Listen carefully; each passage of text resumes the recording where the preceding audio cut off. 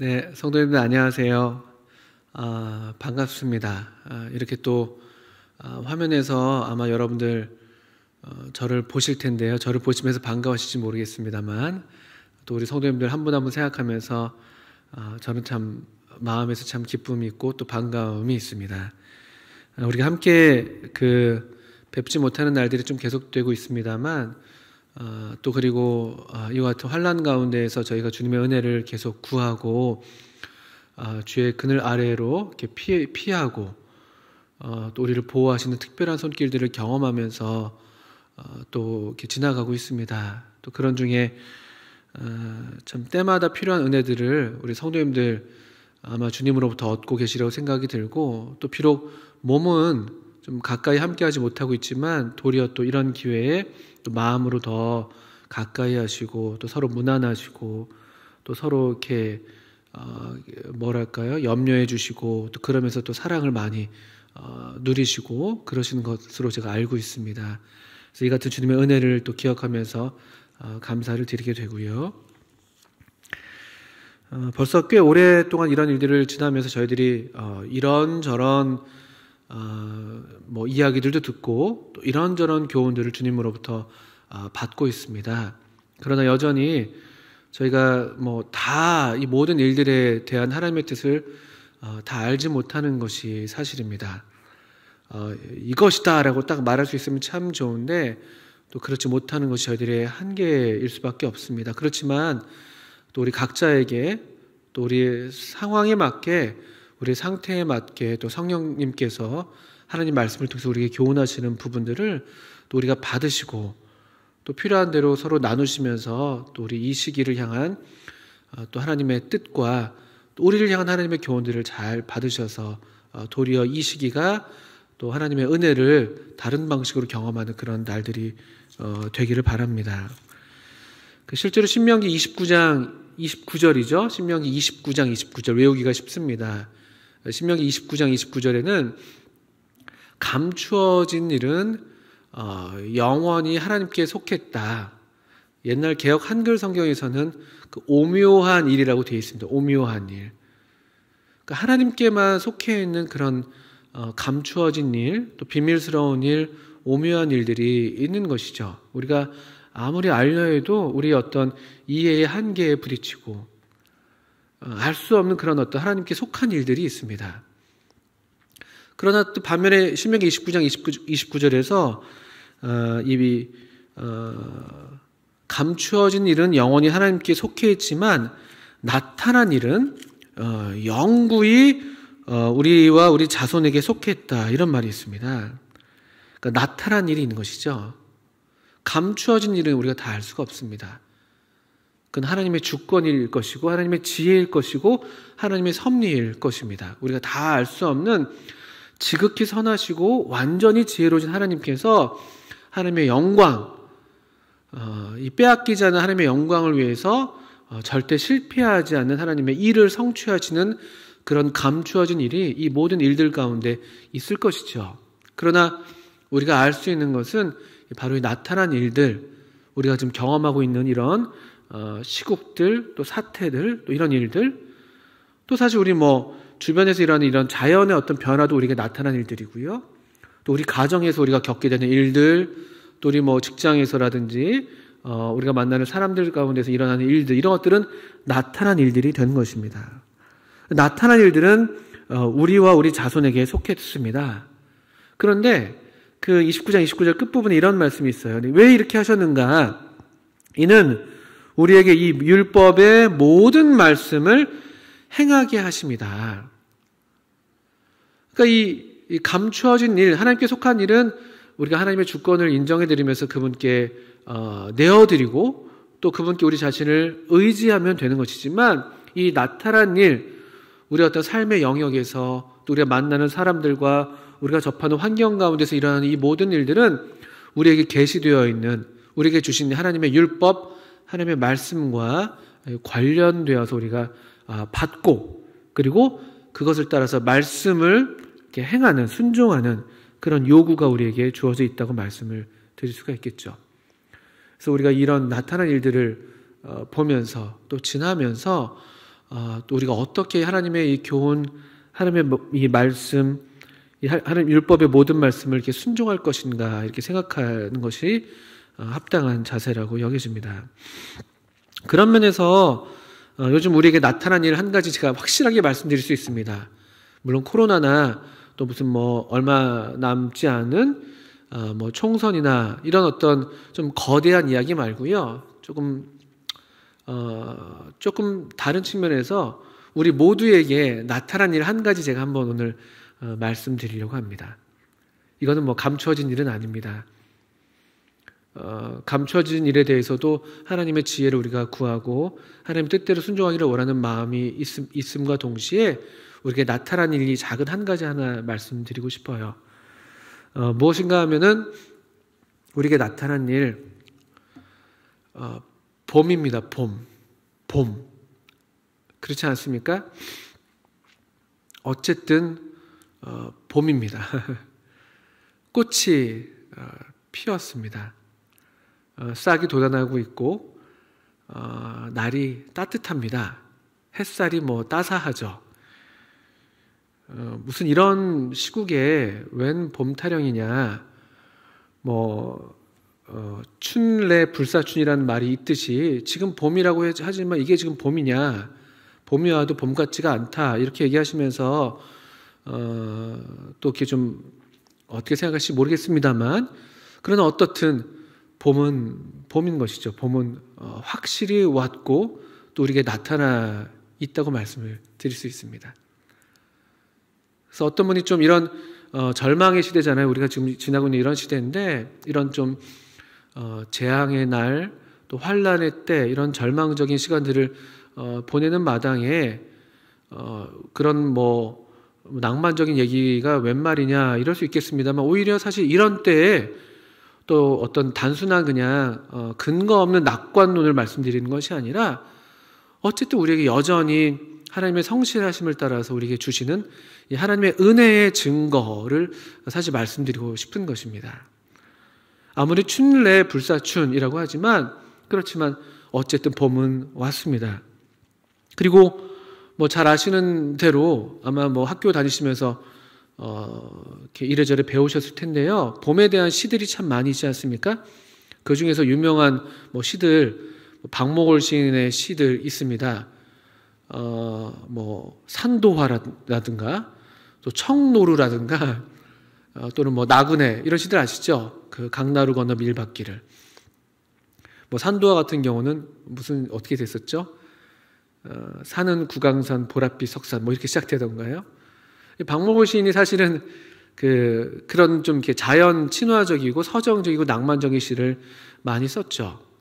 근데 박목월 시인에 대한 비판이 사실 그렇습니다. 이 혹독한 1940년대 말이죠, 사실은요. 물론 시집은 해방 이후에 발간이 됐지만, 그런 혹독한 시기에 또 해방이 되었다 할지라도 좌우 이념이 아주 극심했던 그런 시기에 그런 낭만적인 시가 웬 말이냐, 또 그런 이상적인 공간이 어디 있단 말이냐, 너무 비현실적이다 이렇게 또 어떤 분들은 비판합니다.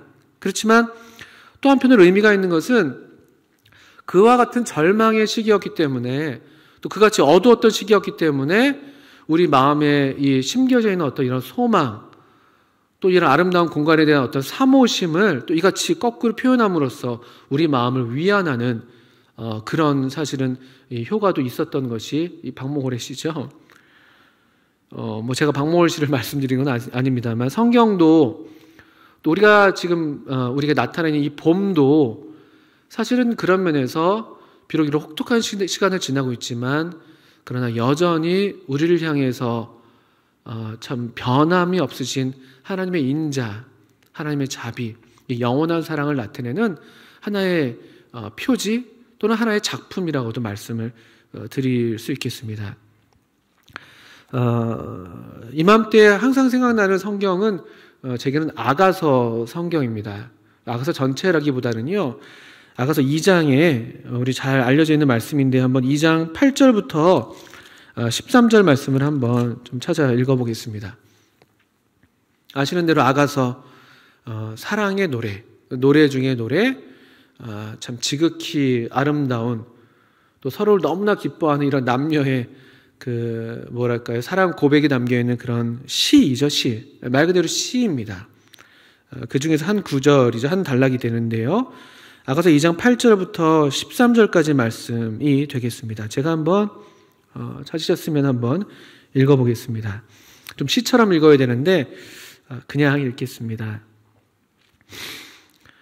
내 사랑하는 자의 목소리로구나. 보라, 그가 산에서 달리고 작은 산을 빨리 넘어오는구나.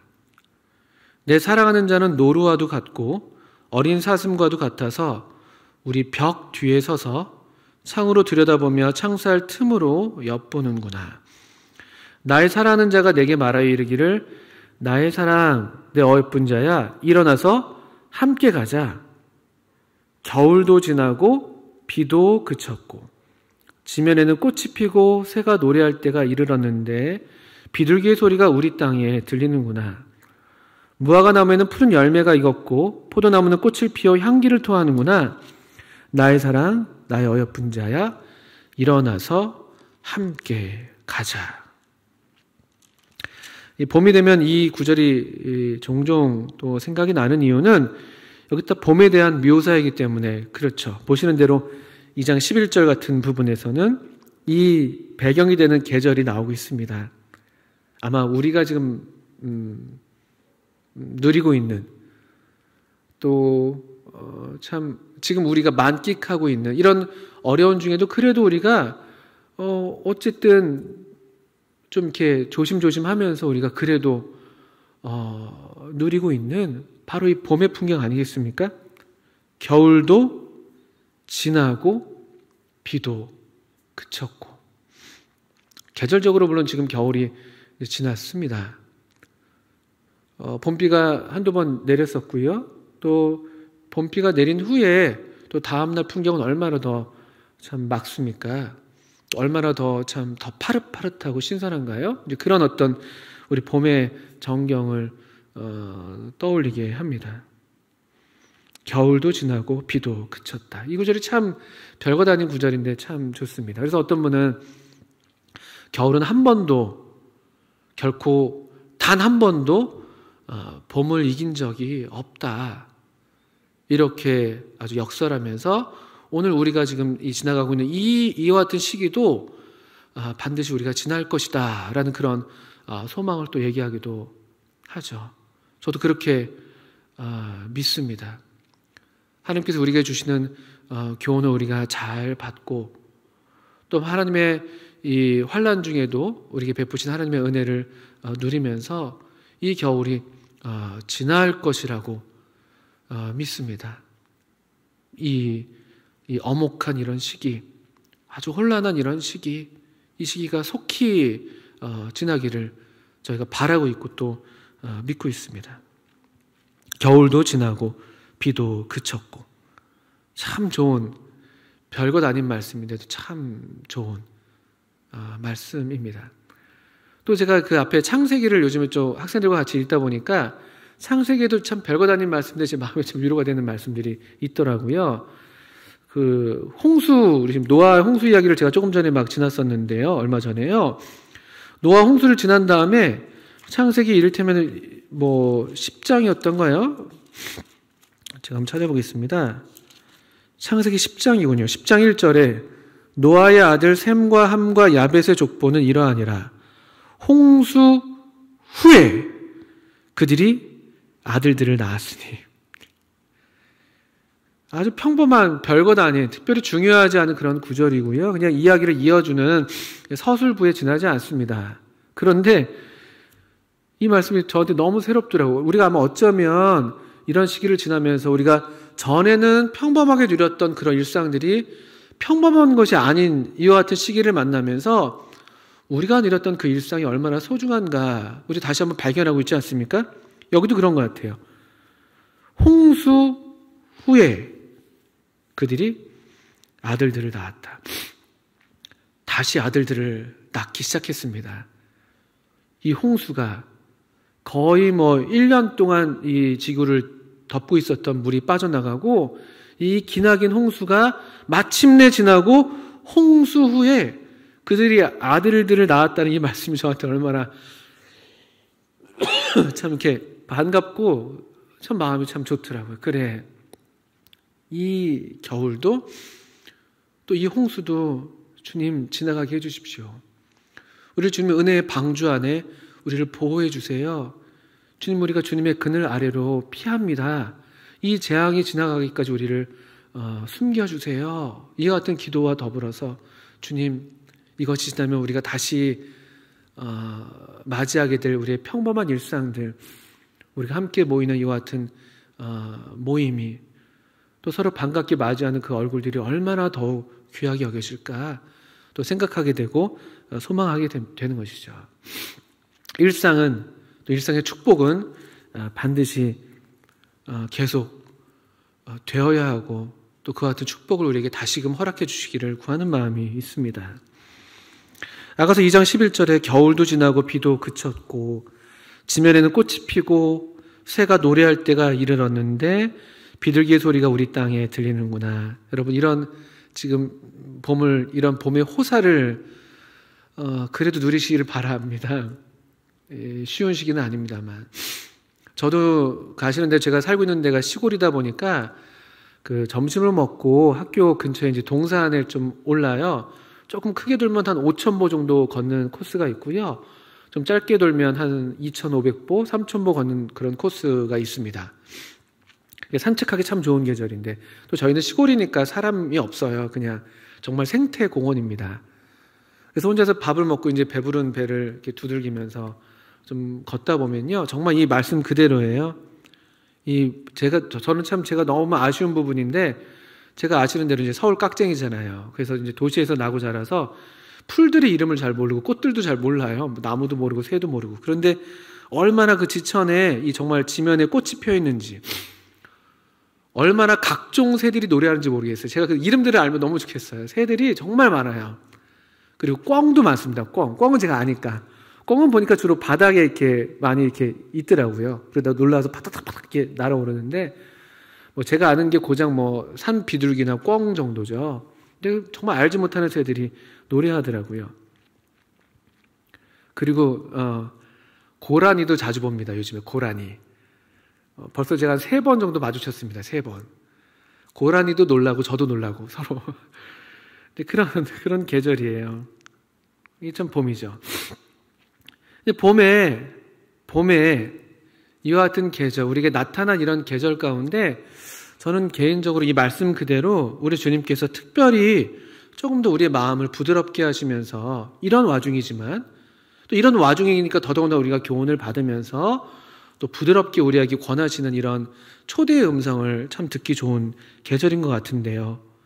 2장 10절, 우리 11절부터 13절은 사실 이 봄에 이 풍성한 이런 부유한 어떤 그 생명력으로 넘치는 그런 계절을 묘사했다면요, 이 계절에 이 사랑하는 자가 자기가 사랑하는 이에게 무엇을 요구하는가 보니까 10절과 13절에 14절이죠? 13절 끝부분이죠.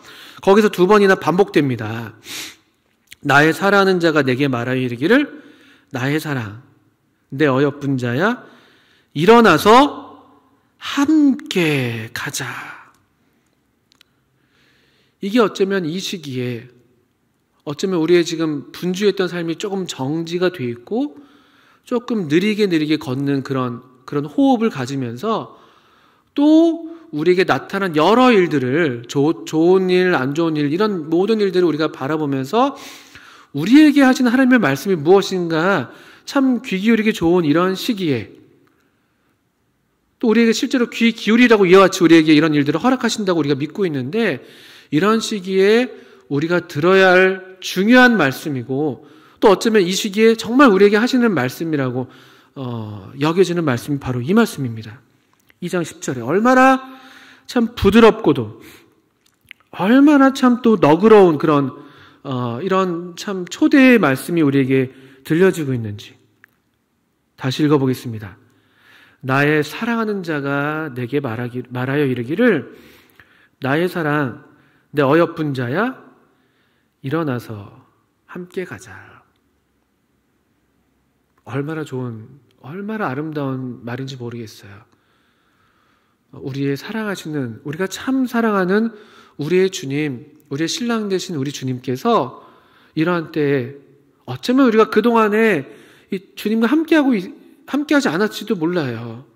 어쩌면 우리가 깊은 잠에 빠져가지고 이 주님과 무관하게 이 자다가 깰 때가 되었는데도 깨지 못하고 그냥 우리가 이 세상의 유혹과 재리와 또 염려에 마음이 둔해지고 취하여가지고 어쩌면 그렇게 졸고 있었을지도 모르겠어요. 겨울이라고. 이 세상이 다 그렇지 겨울 같은 세상인 것이죠. 요즘 세대 예수님 믿는 게 쉬운 건 아니잖아. 옛날에는 그랬을지 몰라도 요즘 같은 시대에는 요즘 얼마나 악한데 내가 이만큼만 하는 것도 괜찮은 거지. 이 정도 하면서 우리가 적당히 꾸벅꾸벅 졸고 있었을지도 모르겠어요. 뭔가 우리가 분주하게는 사는 것 같지만. 근데 어쩌면 우리가 이 주님의 초대, 이 사랑하는 이의 초대가 암시하는 것처럼 어쩌면 우리가 졸고 있을지도 모르고, 그리고 어쩌면 우리가 이 사랑하는 분과 함께하고 있지 못했을지도 모릅니다. 근데 참 감사한 것이죠. 우리의 사랑하시는 우리 주님께서는 여전히 우리를 사랑하셔요. 그래서 우리를 어떻게 부르십니까? 나의 사랑, 나의 어여쁜 자야. 주님의 사랑이, 우리를 향하신 주님의 사랑이 빛이 바래진 적이 없습니다.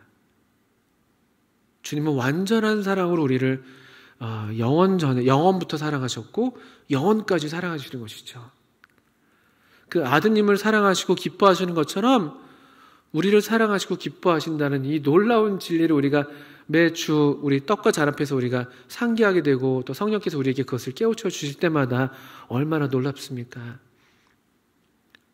이처럼 참 사랑스럽지 않은 우리를, 이처럼 보잘것없는 우리를 이 전능하시고 천지를 만드신 하나님 아버지께서 하나 부족함이 없으신, 우리를 필요로 하지도 않으실 정도로, 필요로 하지 않으셔도 될 만큼 충분히 자족하신 우리 하나님 아버지께서 여전히 우리를 기뻐하시고 사랑하신다는 이 사실이죠. 참 놀라운 말씀입니다. 나의 사랑, 내 어여쁜 자야. 얼마나 이 사랑이 놀랍습니까? 이 사랑은 어떤 것으로도 끊을 수 없다고 사도 바울도 확신에 차서 선언했던 것을 우리가 로마서 8장에서 우리가 알고 있지 않습니까? 누가 우리를 그리스도의 사랑에서 끊으리요? 그래서 우리를 보통 인간적인 수준에서 사랑을 어떤 단절하게 만드는 그런 어떤 일들이 있잖아요. 어려운 일들, 고난들, 역경들. 우리가 아무리 서약하지만 참 그 어려운 그런 순간들이 오는 그런 어려움들을 쭉 얘기한 다음에도 사도 바울은 다시 확신에 차서 우리 주 그리스도 예수 안에 있는 하나님의 사랑에서 끊을 수 없다라고 선언하는 말씀, 우리 로마서 8장에서 잘 알고 있습니다. 참 놀라운 말씀. 우리가 확신할 수 있는 말씀, 우리에게 나타나 있는 이 말씀들, 왜 이런 일을 허락하시는지 우리가 다 알지 못합니다. 그건 오묘한 일이에요. 그건 감추어진 일들입니다. 우리가 성령님을 의지하면서 그 뜻을 구할 따름이죠. 그러나 여전히 어제나 오늘이나 또 영원토록 우리에게 확실하게 나타나 있는 일 한 가지, 나의 사랑, 나의 어여쁜 자야라고 부르는 것처럼 이건 변하지 않는 것이죠. 또 우리 주 그리스도 예수 안에 있는 하나님의 사랑에서 끊을 수 없다는 이와 같은 사랑, 아드님을 통해서 확증해 주신, 우리가 아직 죄인 되었을 때 우리를 위해서 죽어주심으로써 확증해 주신 그 사랑, 이런 것들은 너무나 확실하게 우리에게 나타난 일들입니다. 이 나타난 일들 덕분에 이 계절을 빌려서 또 계절과 더불어서 우리를 초대하시는 이 부드러우면서도 단호한 이와 같은 사랑의 초대, 또 이 사랑의 초대 가운데 여전히 우리를 나의 사랑, 나의 어여쁜 자라고 부르시는 이 확실한 말씀들, 이 모든 나타난 일들이 우리로 하여금 다시 이 하나님의 말씀으로 돌아오게 만드는 것이죠. 우리가 어디로 가야 되겠습니까? 이와 같은데 더더군다나 우리가 어디에 우리가 피할 때가 있겠어요? 얼른 이 음성이 우리 귀에 들렸다면은 이 초대에 감사함으로 응답하면서 네 주님, 우리를 사랑해 주셔서 저를 사랑해 주셔서 감사합니다. 오 주님, 잠자고 있던 제 영혼을 깨워주셔서 감사합니다. 제게 일어나라고, 지금은 자다가 깰 때라고, 이 어둠의 일을 벗어버리라고, 육신의 일을 도모하지 말라고 그렇게 저를 깨워주셔서 감사합니다. 저로 그리스도로 옷을 입혀주셔서 감사합니다. 주님, 제가 새롭게 주님으로 덧입고 싶습니다. 잘 때 입었던 그 잠옷이 아니라 그 구질구질하고 좀 꾸깃꾸깃했던 그런 어떤 과거의 어둠의 일이 아니라 이제 지금 제가 빛의 갑옷을 입고 싶습니다. 주님께서 입혀주시는 이 찬란하고 영광스러운 빛으로 제가 다시 덧입고 우리 주님으로 덧입고 싶습니다. 제가 주님과 함께 일어나기를 원합니다. 주님 저를 이끄시는 대로 함께 가기를 원합니다. 이와 같은 응답으로 우리가 참 주님의 손을 붙들 수 있다면, 이런 초대에 우리가 응할 수 있다면 얼마나 주님이 바라시는 바일까요? 이건 우리 10절과 13절 끝부분에 두 번이나 반복되어 있는 그런 말씀이잖아요. 우리 문학에서 말하면 이제 보통 이거 수미상관 이렇게 얘기합니다. 맨 앞과 뒤가 이제 똑같아가지고 의미를 더 강조하는 것이죠. 여기서 포인트는 물론 봄의 아름다움도 우리에게 얘기해주고 있지만 이 봄의 이 아름다움을 빌어서 우리를 부르시는 주님의 초대, 주님의 음성이 아주 중요한 강조점이라는 것을 우리가 알게 되죠. 또 그 앞서서 우리 9절, 제가 조금 순서를 오히려 거꾸로 가고 있네요. 이 사랑하는 자에 대해서 묘사를 하는데요. 이 9절 말씀이 참 또 좋습니다. 내 사랑하는 자는 노루와도 같고 어리 사슴과도 같다. 그리고 또 내 사랑하는 자는 그래서 우리 벽 뒤에 서서 창으로 들여다보며 창살 틈으로 엿보는구나. 어쩌면 이게 또 지금 우리의 모습일지도 모르겠다 생각이 들어요. 벽이 있잖아요. 벽이요. 벽. 우리 지금 삶의 어떤 그런 한계들. 또 사실 이것이 쉬운 건 아니잖아요. 우리를 둘러싸고 있는 우리 사방으로 우겨싸는 것 같은 그런 지금 어려운 시기를 지나시는 분들도 계실 것 같아서 마음이 참 안타깝고 또 그런 기도를 같이 하고 있습니다. 특별히 우리 중에 자영업을 하시는 우리 성도님들 많이 계신데 지금 아주 좀 어려운 이런 어떤 벽을 만나고 계실지도 모르겠어요. 그런데 이 벽 때문에 벽이 있죠. 근데 벽 때문에 잘 안 보이지만 또 벽 때문에 막혀 있는 것처럼 보이지만 이 9절 말씀 보니까요. 그 벽 뒤에 이 사랑하는 자가 서 계시다. 그리고 그분께서 여전히 우리를 지켜보고 계신다. 이게 또 우리 이런 벽으로 둘러싸인 것 같은 이런 시기를 지나는 우리에게 위로가 되는 말씀이 아닌가 생각이 듭니다.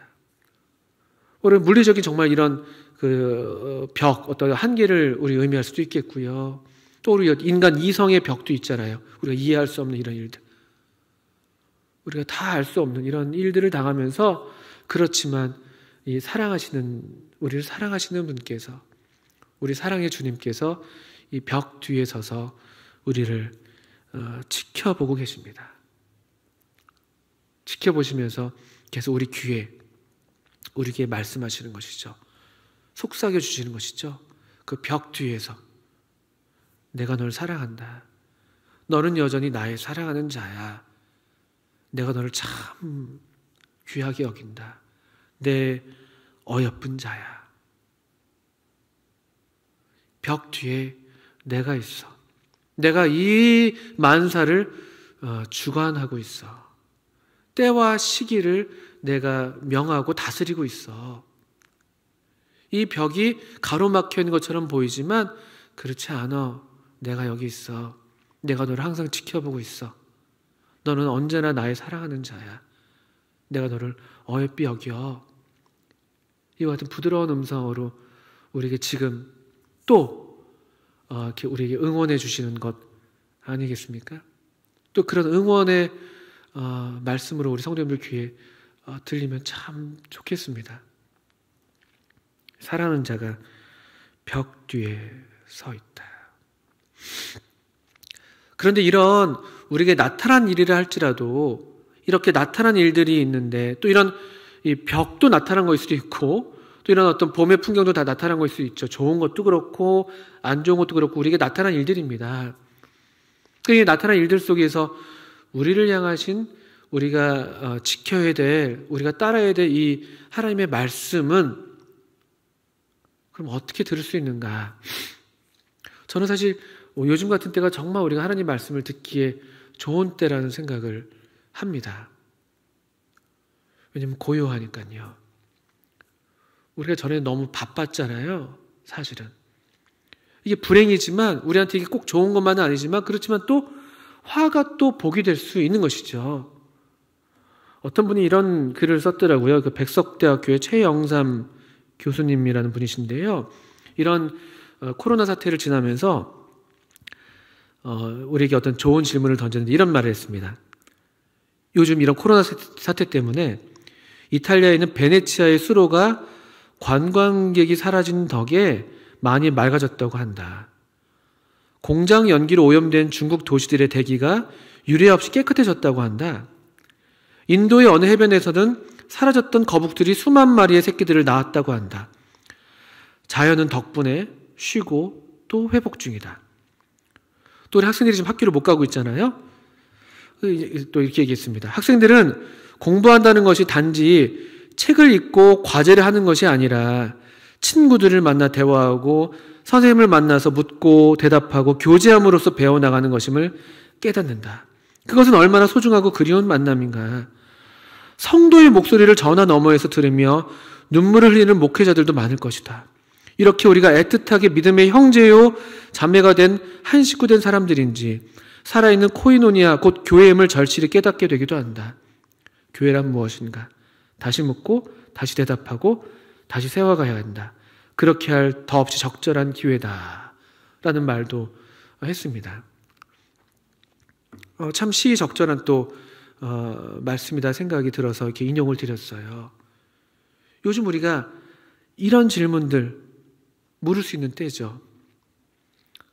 하나님이 이때에 우리에게 하시는 말씀 무엇입니까? 하나님 제가 들어야 될 말씀이 무엇인가요?